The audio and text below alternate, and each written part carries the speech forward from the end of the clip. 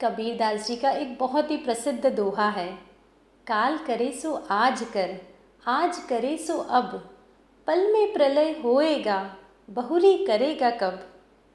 आज से 700 साल पहले दी गई यह शिक्षा आज भी कितनी सटीक है।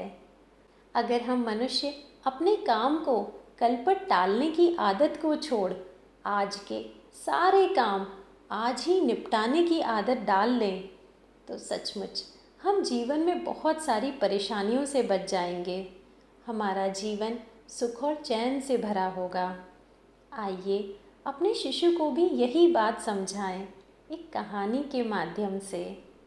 आप अपने दोनों हाथ अपने गर्भ पर रख अपने शिशु से कहें, आओ मेरे बच्चे, मैं तुम्हें एक बहुत ही अच्छी कहानी सुनाती हूँ।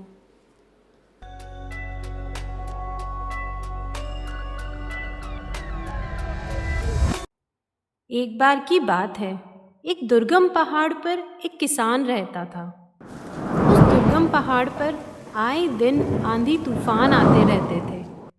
वह अकेला ही सारा काम संभालता। उचित पगार देने पर भी कोई उसे सहायता करने वाला नहीं मिलता था। अंततः एक सामान्य कद का पतला दुबला अधेड़ व्यक्ति किसान के पास पहुंचा। किसान ने उससे पूछा, क्या तुम इन परिस्थितियों में काम कर सकते हो? बस जब हवा चलती है तब मैं सोता हूँ, व्यक्ति ने उत्तर दिया। किसान को उसका उत्तर थोड़ा अजीब लगा, लेकिन चूंकि उसे और कोई काम करने वाला मिल ही नहीं रहा था, इसलिए उसने उस व्यक्ति को ही काम पे रख लिया। मजदूर मेहनती निकला। वह सुबह से शाम तक खेतों में मेहनत करता। किसान भी उससे काफ़ी संतुष्ट था। कुछ दिन ऐसे ही बीत गए। एक दिन रात में अचानक जोर जोर से हवाएं बहने लगी। किसान अपने अनुभव से समझ गया कि अब तूफान आने वाला है। वह तेजी से उठा, हाथ में लालटेन ली और मजदूर की झोपड़ी की तरफ दौड़ा। जल्दी उठो, देखते नहीं तूफान आने वाला है। इससे पहले कि सब कुछ तबाह हो जाए, कटी फसल को बांधकर ढक दो और बाड़े के गेट को भी रस्सियों से कस दो।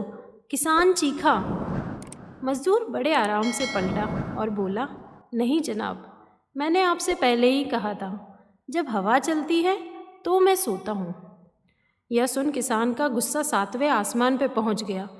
जी में आया कि उस मजदूर की पिटाई कर दे, पर अभी वो आने वाले तूफान से चीज़ों को बचाने के लिए भागा। पर जब किसान खेत में पहुंचा तो उसकी आंखें आश्चर्य से खुली रह गई।